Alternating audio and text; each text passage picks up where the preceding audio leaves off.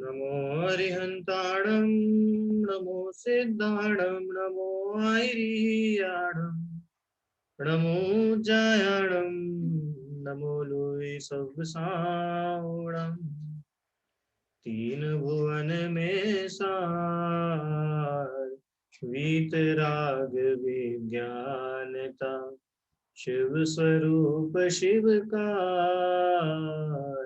नमः त्रियोग संहारिके। परम मांगलिक ग्रंथ 6 डाला जी की हम स्वाध्याय हमारा चल रहा है। इसमें तीसरी ढाल में सम्यक दर्शन का स्वरूप हम समझ रहे हैं। सम्यक दर्शन के 25 दोष व 8 अंग की चर्चा प्रारंभ हुई है। इन्हीं 8 अंगों में से सबसे पहले सर्वप्रथम निशंकित अंग हम लोगों ने पढ़ा, दूसरा निकांक्षित अंग की चर्चा हमने प्रारंभ करी है। ठीक है। निकांक्षित, निकांक्षित किसे कहते हैं? धर्म सेवन करके उसके बदले में सांसारिक सुख की इच्छा न करना। वृष भव सुख वांछा भाने, है ना। वृष माने धर्म, भव सुख धर्म के बदले में सांसारिक सुखों की कामना नहीं करना, ये कहलाता है निकांक्षित। ठीक है। कल हम लोगों ने क्या देखा था, इसका थोड़ा सा भी देखते हैं।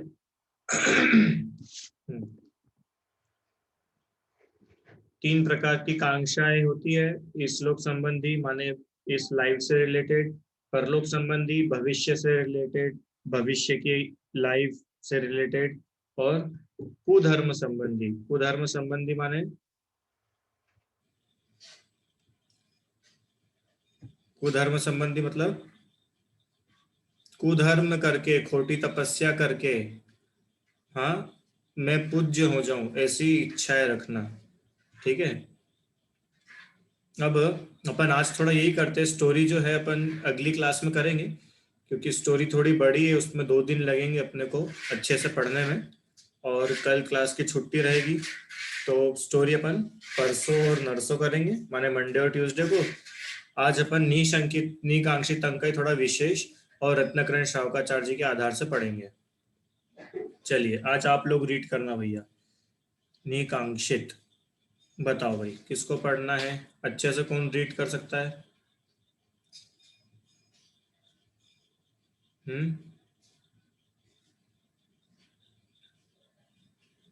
बोलिए।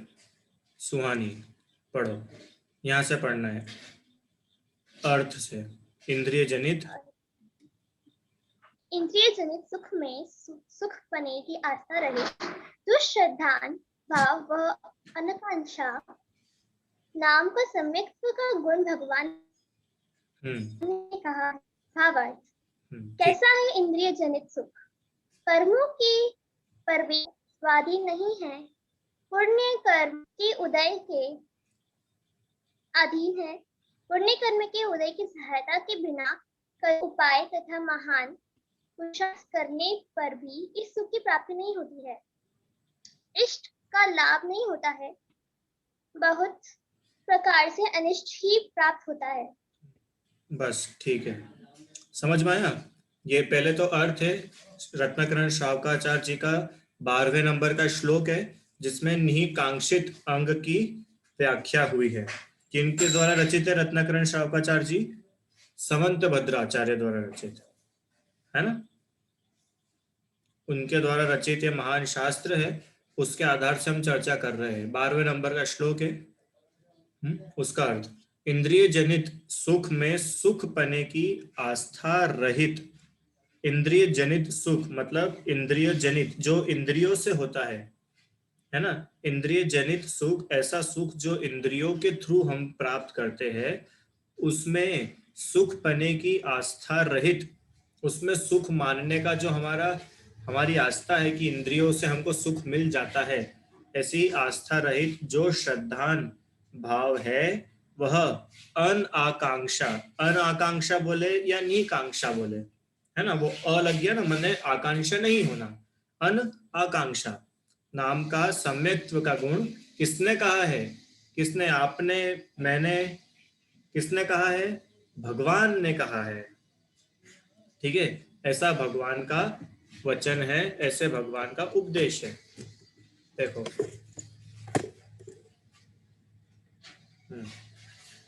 अब भावार्थ कैसा है इंद्रिय जनित सुख। अब ये जो इंद्रिय जनित सुख की यहाँ पर बात करी है, ये सुख है कैसा। आप बोल रहे हो कि इस सुख में आस्था मत रखो, तो आप ये तो बताओ ये सुख कैसा है। तो कैसा है ये सुख कि ये सुख, एक एक पॉइंट देखते जाते हैं अपन। कर्मों के परवश है ना, यहाँ लिखा है ना, कर्म परवशे, कर्म परवशे, कर्मों के परवश है, माने कर्मों पर डिपेंडेंट है, किसी पर वस्तु के वश में है। माने अगर कर्म होंगे तो उसका फल मिलेगा। क्या बोला, कर्म परवश माने कि उस प्रकार के अगर कर्म होंगे तो वैसा फल मिलेगा, अन्यथा नहीं मिलेगा। कर्म परवश है, कर्मों के परवश है। पुण्य कर्म का उदय होगा तो सुख मिलेगा, नहीं तो नहीं मिलेगा। हाँ, लाभांतराय कर्म का क्षयोक्षम होगा तो मिलेगा, अन्यथा नहीं मिलेगा। भोगांतराय कर्म का क्षयोक्षम होगा तो भोग पाओगे, नहीं तो नहीं भोग पाओगे। कल हमने बात करी थी ना कि चलो आपके यहाँ पे मम्मी ने हलवा भी बना करके रख दिया, हाँ, थाली में आपको परोस के भी दे दिया, आप भोजन करने बैठ भी गए, पर हमारे अगर अंतराय कर्म का उदय आ गया तो हम उस हलवे को भोग पाएंगे क्या। हलवे का भोग हो पाएगा, नहीं हो पाएगा। हमको उठ के जाना पड़ गया, या मान लो उस हलवे के अंदर या जो खीर बनी थी उस खीर के अंदर ऊपर से छिपकली गिर गई, अब बताओ क्या करेंगे, नहीं खा पाएंगे। क्यों, क्योंकि अंतराय कर्म आ गया। वो जो हमको हलवे का, खीर का, रसगुल्ले का, कोई भी मिठाई का सुख मिलने वाला था, वो सुख कैसा है, कर्मों पे डिपेंडेंट है। मतलब देखो कितने प्रकार से उसमें पॉजिटिव पॉजिटिव कर्म होने चाहिए, जब जाकर के आप एक चम्मच आम का रस पी सकते हो। अपूर्व, पता है एक चम्मच आम का रस पीने के लिए कितना पुण्य चाहिए, कितने भले कर्म चाहिए। हाँ, समझ में आया ना। तो ये जो इंद्रिय जनित सुख है, ये कैसा है, कर्मों के परवश है। कर्मों के परवश है मतलब स्वाधीन नहीं है। स्वाधीन मतलब इंडिपेंडेंट नहीं है, किसी ना किसी पे डिपेंडेंट है। जैसे अरे जब इंद्रियों से सुख है, इसका मतलब सबसे पहले तो इंद्रियों पे डिपेंडेंट हो गया। अरे हम बोल रहे इंद्रिय से होने वाला सुख, इसका मतलब पहली डिपेंडेंसी तो उसकी इंद्रिय के ऊपर ही आ गई ना, कि अगर मेरी इंद्रिय अच्छी होगी तो मैं सुखी हो पाऊंगा। हाँ, अपूर्व बताओ, हम कश्मीर घूमने जाएंगे, है ना, तो वहां की बर्फीली पहाड़ों को देख करके, वहां की हरियाली को देख करके कैसा लगता है, अच्छा लगता है। हम सुखी होते कि नहीं, सुखी होते। तो वो हरियाली जो दिख रही है, वो बर्फ के पहाड़ जो आपको दिख रहे हैं, उसके लिए ये इंद्रिय चाहिए कि नहीं चाहिए, ये चक्षु इंद्रिय चाहिए कि नहीं। कोई अंधा व्यक्ति जाके एंजॉय कर सकता है कि कश्मीर में, कोई तीन इंद्रिय जीव कश्मीर जाके एंजॉय कर सकता है। मतलब कश्मीर का एंजॉयमेंट के लिए ये इंद्रिय वर्किंग होनी चाहिए। समझ में आया। आपको गाना सुनना है ना, हमको गाना सुन करके अच्छा लगता है, तो गाना सुनने के लिए आपके कान वर्किंग कंडीशन में होने चाहिए। माने वो जो गाने से मिलने वाला सुख है, वो स्वाधीन नहीं है, वो इसके अधीन है, वो इंद्रियों के अधीन है। ऐसे ही ठंडी गर्मी का अपन पढ़ के आए ना, ठंडा ठंडा शरबत पीना हो तो उसके लिए स्पर्शन इंद्रिय अच्छी होनी चाहिए। मीठा मीठा आम का रस खाना हो उसके लिए रसना इंद्रिय हमारी बलवान होनी चाहिए, है ना। माने सभी इंद्रियों से रिलेटेड जितने भी सुख है, उनके लिए हमारी इंद्रियां अच्छी होनी चाहिए, तो वो इंद्रियों पे डिपेंडेंट है। उसके बाद क्या है, पुण्य कर्म के उदय के अधीन है। पुण्य कर्म के उदय की सहायता के बिना करोड़ों उपाय कर लो और महान पुरुषार्थ करने पर भी इस सुख की प्राप्ति नहीं होती। अगर पुण्य कर्म का उदय नहीं है ना, तो तुम कितने ही पुरुषार्थ, पुरुषार्थ मतलब कितने ही उसके लिए ट्राई कर लो। पुरुषार्थ का सिंपल वर्ड है ट्राई करना, है ना, कोशिश करना। आप कितना ही उसको प्राप्त करने की कोशिश कर लो, अगर पुण्य का उदय ना हो तो कुछ नहीं मिलेगा। सीधी सी बात है, इष्ट का लाभ नहीं होता। इष्ट मतलब जो हमारे लिए अच्छा है, हमारे लिए भला है, उसका लाभ नहीं होता, और बहुत प्रकार से अनिष्ट ही प्राप्त होता है। अनिष्ट ही प्राप्त होता है। देखो आपको एक एग्जांपल देता हूँ। बहुत लोग ऐसा मानते हैं ना कि हम इंद्रियों से सुखी हो जाएंगे, या इंद्रियों से धन संपत्ति, हम खूब रुपए पैसे कमा लेंगे तो हम सुखी हो जाएंगे। मानते कि नहीं ऐसा, कि हम खूब अच्छा धन इकट्ठा कर लेंगे तो वी विल बी हैप्पी, है ना जैनिशा? ऐसा मानते हैं ना सब, कि बहुत सारे रुपए इकट्ठे हो जाएंगे तो हम सुखी हो जाएंगे। अब मेरे को एक बात बताओ, अभी पिछले कुछ महीनों में आपने देखा कि देश में कैसी स्थिति हुई। अमीर से अमीर व्यक्ति भी एक इंजेक्शन की व्यवस्था नहीं कर पाया। नहीं कर पाया ना। अमीर से अमीर व्यक्ति भी हॉस्पिटल में अपने लिए जगह नहीं बना पाया। क्यों? उसके पास तो बहुत रुपए पैसे थे। क्यों नहीं हो पाया भैया? हाँ, क्यों नहीं हो पाया? डॉक्टर नहीं मिल पाया, हॉस्पिटल में बेड नहीं मिल पाया, इंजेक्शन दवाई नहीं मिल पाई। क्यों नहीं मिल पाई? उसके पास तो अरबों रुपए थे। कि अरबों रुपए हो, उसके बाद भी पुण्य का उदय नहीं था, तो पुण्य के उदय में नहीं मिल पाया। ठीक है, तो पुण्य कर्म के उदय पर डिपेंडेंट है भैया सब बातें, है ना? अब देखो दूसरी बात, कि कदाचित, कदाचित मतलब अगर, अगर मान लो पुण्य का उदय था, ठीक है, माना कि पुण्य के उदय से वह सुख प्राप्त भी हो गया, तो वह सुख कैसा है? कैसा है? तो भी वह सुख अंत सहित है। यहाँ पे लिखा है ना, कर्म पर वशे शांते, शांते मतलब स अंत, अंत के साथ। हाँ, अगर मान लो पुण्य के उदय से तुमको वह सुख मिल भी गया, है ना, अपन तो आप आम के रस के पास चलते हैं। पुण्य के उदय से इंद्रिया भी बहुत अच्छी है, सब कुछ बहुत अच्छा है, भूख भी लगी है, स्वादिष्ट आम भी है, और आम का रस मिल भी गया, ठीक है।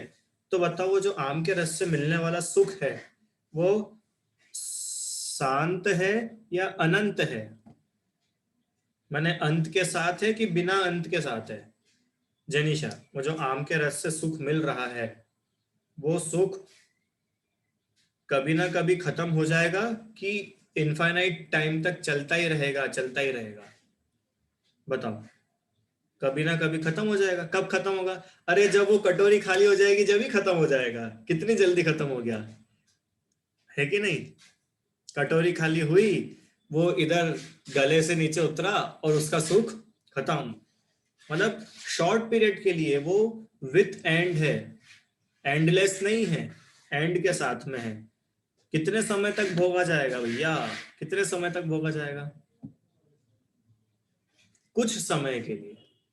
क्योंकि जो इंद्रिय जनित, अब इंद्रिय जनित से समझ गए ना, इंद्रिय से होने वाला, माने स्पर्शन इंद्रिय के थ्रू मिलने वाला, रसना इंद्रिय से मिलने वाला, घ्राण इंद्रिय से मिलने वाला। हाँ, हमने बहुत अच्छा स्प्रे लगा दिया, हमने बहुत अच्छा डिओड्रेंट लगा दिया, अब हम बहुत खुश हो रहे हैं। हमने बहुत अच्छी फ्लावर से डेकोरेशन कर दिया, बहुत खुश हो रहे हैं। हाँ, ऐसे घ्राण इंद्री, चक्षु, कर्ण इंद्री, इनसे जो होने वाला सुख है, वह अपने इष्ट विषय के अधीन है। और इष्ट समागम तो विनाशिक है। जैसे इंद्रधनुष और बिजली की चमक, ये क्षण भंगुर तथा पराधीन है। माने जिन पे ये सुख डिपेंडेंट है, वो सब तो कैसे है? क्षण भंगुर है। क्षण भंगुर मतलब क्षण में भंग हो जाए। क्षण मतलब विद इन अ मोमेंट चले जाए। आप लोगों ने कभी रेनबो देखा है बच्चों? रेनबो देखा है कभी? नहीं देखा? अरहम, किसने देखा है? अपूर्व ने देखा है। जनीशा, अच्छा। रियल में? हाँ, नहीं तो तुम गूगल खोल के बैठ जाओगे कि हाँ सर मैंने गूगल पे देखा है। रियल की पूछ रहा हूँ मैं। हाँ, तो कितनी देर के लिए दिखता है रेनबो? कि हम देखते हैं, देखते देखते देखते तो गायब, है कि नहीं? कितनी जल्दी गायब हो जाता है। हम अपनी फ्रेंड्स को बुला के आते हैं, इतनी देर में तो चला ही जाता है। हाँ चलो, रेनबो नहीं देखा होगा, बिजली तो चमकती हुई देखी है आप सभी ने। आराम। ग्वालियर में बिजली चमकती है कि नहीं? इंद्रधनुष भले ना आता हो, बिजली तो चमकी होगी। हाँ, तो कितनी देर तक चमकती है बिजली? इतनी सी देर के लिए, मतलब आई और गई, है कि नहीं? तो ये जो इंद्रिय जनित सुख है ना, ये जिन पे डिपेंडेंट है, ये विषय, ये कैसे है? ये क्षण भंगुर और पराधीन है। ये इष्ट समागम, इष्ट समागम विनाशिक है, पराधीन है। अब ये इष्ट समागम मतलब क्या है? अब ये भी अपने को समझना पड़ेगा। एक भजन है बहुत अच्छा, आप लोगों ने कभी सुना होगा। तुझगल का क्या विश्वासा, जैसे पानी बीच बताशा, जैसे चमत्कार बिजली का, और इंद्रधनुष आकाशा। आप लोग गोलगप्पे खाते हो? कभी खाए गोलगप्पे? हाँ, उसके अंदर पानी रहता है, तो पानी कितने टाइम तक उसमें टिकता है? थोड़ी सी देर के लिए टिकता है, और वो पानी उसमें अगर रहेगा तो क्या होगा? वो फूट जाएगा। फूट जाता है ना, वो गीला हो जाता है तो फूट जाता है। हाँ, इंद्रधनुष आकाश में कुछ समय के लिए। तो ये जितने भी हमको पांच इंद्रिय के विषय मिले हैं, ये सब पुद्गल का जो भी सहयोग मिला है, वो कैसा है? क्षण भंगुर है। जैसे चमत्कार बिजली का और इंद्रधनुष आकाश, आकाश में जैसे इंद्रधनुष है ना, कुछ समय के लिए। ये जो परिवार मिला है, ये जो रिश्तेदार मिले हैं, मम्मी पापा मिले हैं, भाई बहन मिले हैं, शरीर मिला है, भाई बहन मम्मी पापा छोड़ो, शरीर मिला है। ये शरीर भी कैसा है? झट से चला जाता है, पता नहीं चलेगा। आप बोलोगे कहाँ गया सर झट से? हमारा शरीर तो हमारे साथ पिछले 12 साल से है। क्यों? हमारा शरीर हमारे साथ पिछले 50 सालों से है।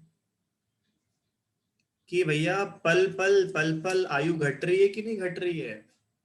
और वो घटते घटते घटते कब वो घड़ा खाली हो जाएगा पता नहीं चलेगा, है कि नहीं? वह सुख शरीर की, अब देखो, उस सुख के पीछे कितने सारे क्लॉजेस हैं। शरीर उसके लिए निरोग होना चाहिए सबसे पहला। हाँ, धन के अधीन है, धन होगा तो सुखी हो पाओगे। स्त्री के अधीन है, बताओ अब घर में स्त्री नहीं है, पत्नी नहीं है, तो सुखी नहीं मिलेगा। अच्छा अच्छा खाना कौन बना के खिलाएगा? आप बोलोगे कि नहीं हम तो ना बाई रख लेंगे खाना बनाने वाली। कि भैया बाई भी भोजन खिला सकती है, पर प्रेम से कौन खिलाएगा? प्रेम से तो स्त्री खिलाएगी, है कि नहीं? अपनी क्लास में इतनी सारी महिलाएं हैं, बताओ आप सभी, प्रेम से भोजन तो स्त्री खिला सकती है कि नहीं? हम अगर किसी बाई को भी रख लेंगे कि वो अच्छी अच्छा स्वादिष्ट भोजन बना देगी, तो बना ही पाएगी, खिला नहीं पाएगी। हाँ, तो प्रेम से जो भोजन मिल रहा है वो स्त्री के अधीन है। पुत्रों के अधीन सुख है, आयु के अधीन है, जीविका के अधीन है। इनकम इनकम ही नहीं होगी तो विषय भोग कैसे होगा? क्षेत्र के अधीन है। हाँ, अब क्षेत्र के अधीन कैसे? हम तो छोटे से गांव में रहते हैं, हमको क्या सुख? सुख तो मुंबई वालों के हैं। मुंबई वाले सोचते हैं सुख तो लंदन वालों के हैं। हाँ, हर भारतीय सोचता है विदेशी का सुख है, गांव वाला सोचता है शहर वालों का सुख है। माने किसी ना किसी क्षेत्र से सुख होता है, ऐसा मानते हैं। क्षेत्र पे डिपेंडेंट है, काल पे डिपेंडेंट है। काल पे डिपेंडेंट है मतलब स्पेसिफिक टाइम पर ही वो सुख मिलेगा।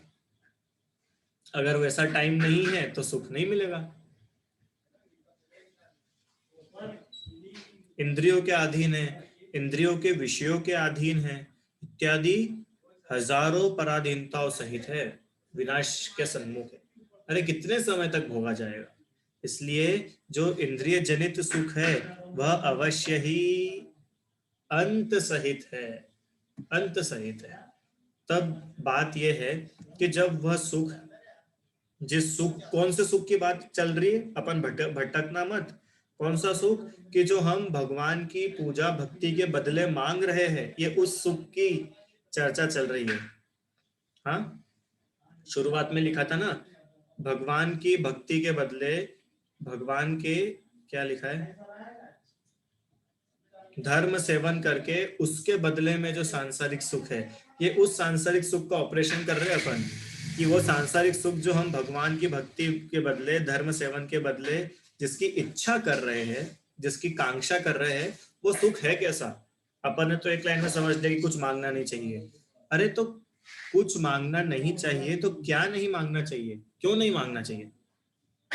तो इसलिए उस सुख का यहाँ पर पूरा ऑपरेशन करा है कि अब तुम ही डिसाइड करना भैया कि ये सुख सच्ची में मांगने जैसा है कि छोड़ने जैसा है। इस सुख के बाद में हम दुखी तो नहीं हो जाएंगे।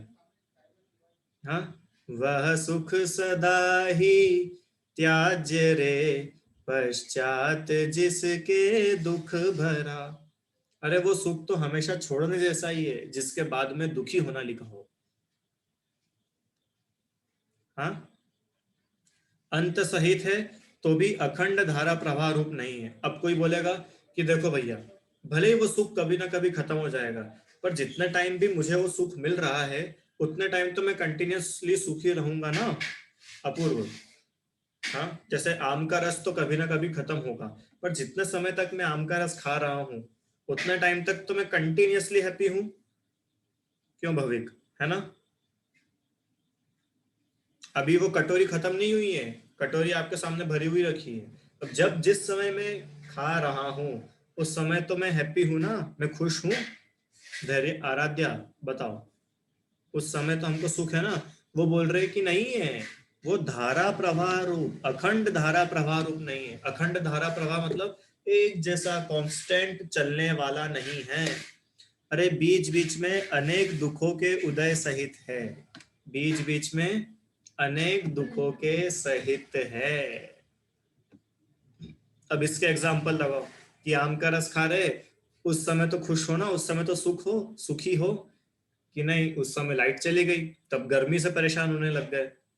हाँ, उस समय मूवी चल रही थी, वो मूवी में ऐड आ गया तो हम दुखी हो गए। हमारे को मम्मी आम का रस भी खिला रही है और डांटती भी जा रही है, तो बताओ कहाँ सुख मिला? वो बीच में जो सुख मिल रहा था वो सुख भी एक जैसा कांस्टेंट नहीं चल रहा है, उसमें भी बीच में कहीं ना कहीं ब्रेक्स आ रहे हैं, दुख आ रहा है। चलो आप बताओ, आप कंटिन्यूअसली कितने टाइम तक खुश रहे हो आज तक? कि नहीं, आई एम वेरी हैप्पी। 3 घंटे मूवी देखते समय सुखी रहते हो क्या? पूरे 3 घंटे सुखी? क्यों आराध्या?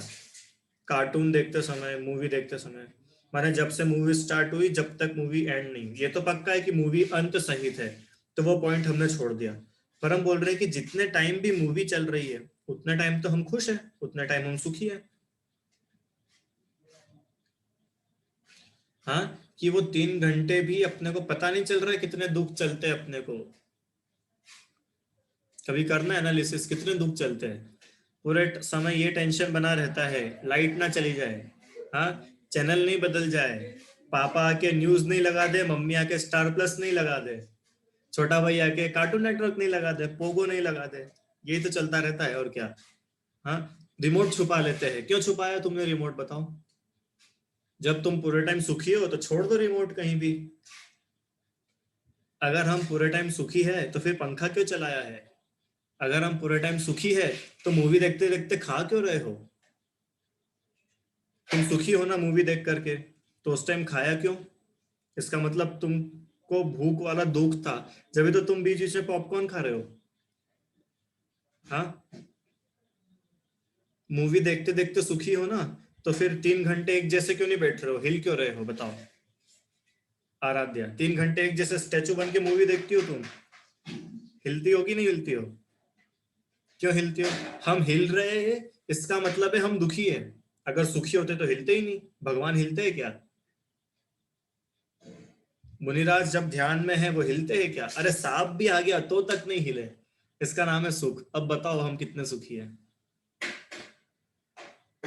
हाँ, माने उस चीज को भोगते वक्त भी we are not happy continuously. धारा प्रवाह रूप से हम सुखी नहीं हैं। कभी बीमारी आ जाएगी, कभी अपमान हो जाएगा, कभी धन की हानि हो जाएगी, कभी अनिष्ट का सहयोग हो जाएगा। इस प्रकार अंतर सहित और अनेक दुख सहित है। ठीक है, यह सुख पाप का बीज है। बीज मतलब पता है आपको? हाँ, चलो छोटा सा प्रश्न आप सभी से, जल्दी जल्दी आंसर देना। जनीशा, आम का बीज है तो फल काय के आएंगे? जामुन के? आम के। अच्छा, और पपीते का बीज है तो फल काय के आएंगे? केले के? पपीते का ही है ना, माने जिसका बीज होगा उसी का फल आएगा, पक्का? तो यहाँ पे उन्होंने क्या लिखा है कि यह सुख काय का बीज है। यह सुख काय का बीज है? सुख जो है वो दुख का बीज है। कौन सा सुख? ये इंद्रिय सुख, जो इंद्रियों से हम मान बैठे हैं ना हमने, ये दुख का बीज है। मतलब हम मान तो रहे हैं कि हम खुश होंगे, हम सुखी होंगे, हम सुखी होंगे, और फल में मिल क्या रहा है? एंड रिजल्ट क्या है इसका? इसका एंड रिजल्ट है दुख। इसका एंड रिजल्ट क्या है? दुख है। कैसे है? कि देखो, इंद्रिय जनित सुखों में लीन होते ही यह जीव अपना स्वरूप भूल जाता है। हाँ, क्यों? मूवी देखते देखते कितनी बार याद आता है मैं आत्मा हूं? हाँ, आम का रस खाते खाते कितनी बार याद आता है मैं आत्मा हूं? सोने चांदी की शॉपिंग करते समय कितने टाइम याद आता है मैं आत्मा हूं? नए कपड़े पहनते वक्त कितनी बार याद आता है मैं आत्मा हूं? लगाते जाओ। इंद्रजनित सुख है ना। डिओड्रेंट लगाते समय कितनी बार याद आता है कि मेरा स्वरूप, अरे मैं अशरीरी हूं, मुझको डीओ की जरूरत नहीं है। कितनी बार याद आता है?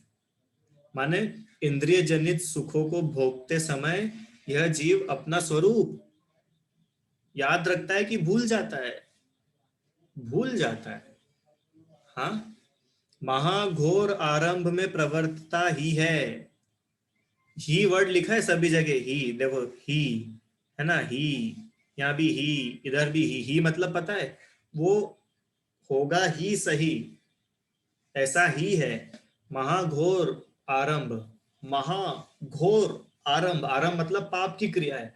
अपने इंद्रियों के सुख के पीछे वो ये भी नहीं विचार करता कि इसमें पाप तो नहीं हो रहा, इसमें किसी की हिंसा तो नहीं हो रही, इसमें किसी को दुख तो नहीं पहुंच रहा, है ना।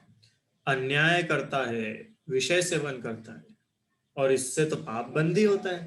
तो अब बताओ, ये इंद्रिय जनित सुख जो है, ये नरक तिर्यंच आदि गतियों में परिभ्रमण कराने वाला पाप का कारण हुआ कि पुण्य का कारण हुआ? हाँ, नहीं तो चलो आप ही मुझे बताओ, इंद्रिय जनित सुख जितने भी है, टीवी देखना, बताओ टीवी देखने से कितने लोग स्वर्ग में जा सकते हैं? अभी मैं मोक्ष की बात नहीं कर रहा हूँ, हाँ? मोक्ष तो है ही, दूर ही है। टीवी देखते देखते कि साहब वो टीवी देख रहे थे, और टीवी देखते देखते वो एक फाइटिंग का सीन आया, एक्शन सीन आया, और उतने में वो मर गए, और मर के वो स्वर्ग में चले गए। ऐसा हो सकता है क्या? हाँ, आम का रस पीते पीते वो मरे हैं, वो तो पक्का स्वर्ग में गए होंगे। जा भी सकते हैं, ऐसा नहीं जाएगा, पर आपको आप बताओ चांसेस ज्यादा क्या है? नरक तिर्यंच में जाने के चांसेस ज्यादा है कि मनुष्य और स्वर्ग में जाने के चांसेस ज्यादा है? जो पंच इंद्रिय विषयों में दिनभर लिप्त रहेगा, पांचों इंद्रियों से अपना सुख मानेगा, पांचों इंद्रियों के सुख में हित अहित का विचार नहीं, न्याय अन्याय का विचार नहीं, जैसे बने तैसे उसको प्राप्त करेगा। किसी को मार करके उसको सुख मिल रहा है तो उसको मारेगा, किसी के पैसे हड़प करके उसको सुख मिल रहा है, किसी को धोखा दे करके सुख मिल रहा है तो धोखा देगा। जैसे बने वैसे वो सुख प्राप्त करेगा। तो ऐसा जीव पुण्य कर रहा है कि पाप कर रहा है,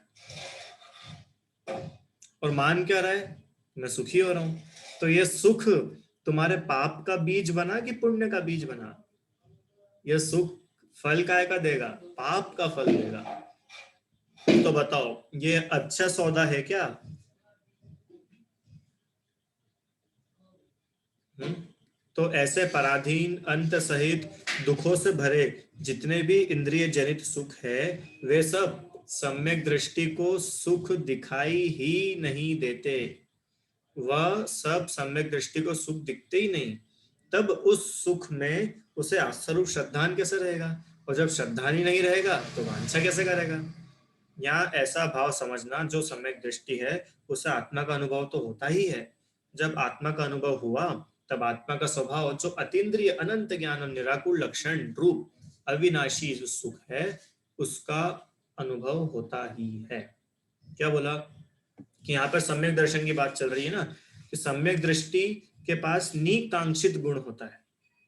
हाँ, तब प्रश्न आता है कि भाई सम्यक दृष्टि के पास में कैसे निकांक्षित गुण है? कि सम्यक दृष्टि अपने आप को आत्मा ही मानता है, अपनी आत्मा का अनुभव करता है, और उसको ये पक्का निर्णय है ना, क्या निर्णय है कि मेरी आत्मा का सुख मुझसे है, पर से है क्या? पर से मेरा सुख नहीं है। तो जब पर से सुख ही नहीं, खुद के सुख का उसको पक्का श्रद्धान है, तो वो वांछा किसकी करे, वो इच्छा किसकी करे? क्यों पूर्व? जैसे तुम्हारे घर में 1 करोड़ रुपए का तुम्हारे घर में 1 करोड़ सोने के सिक्के खुदे हुए, मतलब जमीन के अंदर गड़े हुए थे, है ना, और वो एक दिन बाहर आ गए, तुमको रात में सपना आया और तुमने वो घड़ा बाहर निकाला, अब वो 1 करोड़ सोने के सिक्के तुम्हारे पास में रखे हैं, ठीक है। अब तुम कौन सी बैंक में जाओगे लोन मांगने के लिए? ऐसे हाथ जोड़ के प्लीज मुझे लोन दे दो, जाओगे क्या? नहीं जाओगे। क्यों? क्योंकि अब तुमको पता चल गया है कि मेरे पास में 1 करोड़ सिक्के हैं सोने के। जैसे अपन ने कल वो एग्जाम्पल लिया था ना गरीब का, कि अब उसको पता चल गया है कि उसकी लॉटरी खुल गई है, तो वो कहाँ भीख मांगने जाएगा? हाँ, तो ऐसे सम्यक दृष्टि को पता चल गया है कि उसका सुख उसकी आत्मा में से ही है, तो वो बाहर क्यों इच्छा करेगा? क्यों इच्छा करेगा? हाँ, क्यों अपूर्व? अब वो 1 करोड़ सोने के सिक्के तुम्हारे पास है ना, और तुम्हारे घर के बाहर से एक BMW कार निकली, तो तुमको उस कार को देख के इच्छा होगी कि यार ये कार मैं ले लूं, प्लीज हे भगवान काश ये कार मुझे मिल जाती, ऐसी इच्छा करोगे क्या तुम? नहीं यार, अब तो अपने पास रखा है, अब तो जो होगा सब आ जाएगा। हाँ, अपने को पता चल गया ना अपने पास में खजाना है। तो ऐसे ही जब सम्यक दृष्टि को ये पक्का विश्वास है, निर्णय है कि सुख का खजाना बाहर है कि अंदर है, कि सुख का खजाना तो इधर है, मुझ में है, मैं ही तो सुख की खान हूं, अनंत सुखों का भंडार हूं। लिखे ना क्या क्या शब्द लिखे यहाँ पे। हाँ, अनंत सुखों का भंडार अगर वह जीव अपने आप का आत्मा अनुभव कर रहा है, तो वो अन्य की वांछा कैसे करेगा, किसी अन्य पर पदार्थ की इच्छा कैसे करेगा? इतना सरल है निकांक्षित होना। समझ में आया क्या? निकांक्षित होना कितना सरल है। आत्मा के बल से सब कुछ सरल हो जाता है। निशंकित होना सरल हो गया था, हमने पढ़ा था पहले। निकांक्षित होना कितना सरल है, कि जिसको अपनी आत्मा का श्रद्धान है उसके लिए बहुत सरल है, क्योंकि उसको पता है ना कि यह सुख मुझ में ही है, मेरे अंदर ही है, मैं ही सुख स्वरूप ही हूँ।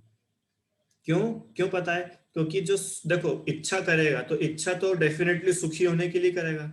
आप में से कोई ऐसा है कि जो दुखी होने की इच्छा करता है?